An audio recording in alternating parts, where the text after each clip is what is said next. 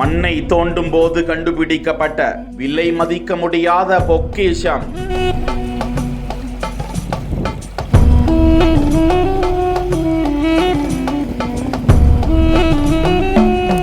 தொல்லியல் ஆய்வாளர்கள் கூறும் அற்புத தகவல். கடலூர் மாவட்டம் பன்ருட்டி அருகே உள்ள உளுத்தாம்பட்டு தென்பெண்ணை ஆற்றில் தொல்லியல் ஆய்வாளர் இமானுவேல் மேற்பரப்பு கள ஆய்வு மேற்கொண்டிருந்த போது தென்பெண்ணை ஆற்றின் கரையில் 2 செம்பு நாணயங்கள் இருப்பதை கண்டெடுத்தார். அவ்விரு நாணயங்களையும் ஆய்வு செய்ததில் அவை விஜயநகர காலத்திய நாணயம் என்றும் 2ஆம் தேவராய மன்னரின் படை தளபதியும் கீழ்த்தக்கலி ராஜ்யத்தின் ஆளுநராக இருந்த லக்னதண்ட நாயக்கர் என்பவரின் நாணயமாகும் என்றும் 2ஆம் தேவராயரின் அனுமதியுடன் தனது சொந்த பெயரில் அவர் நாணயங்களை அச்சிட்டு அக்காலத்திலேயே பயன்பாட்டுக்கு இருந்து வந்த நாணயங்கள் என்றும் கூறினார். நாணயத்தின் முன்பக்கத்தில் யானை ஓடுவது போல் உள்ளது.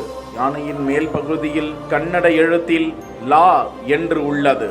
நாணயத்தின் பின்பக்கத்தில் 3 வரிகள் கன்னட எழுத்தில் கணதனய காரு என்று உள்ளது என்று புதுச்சேரியில் உள்ள நாணய ஆய்வாளர் பாலாஜி ரவிராஜன் படித்து தெரிவித்திருக்கிறார். தென்பெண்ணை கரையோரம் மேற்பரப்பு கள ஆய்வில் தொடர்ந்து பல தொல்லியல் தடயங்கள் கண்டறியப்பட்டு ஆவணப்படுத்தப்பட்டு வருவதாகவும் ஆய்வாளர் இமானுவேல் கூறியது குறிப்பிடத்தக்கது.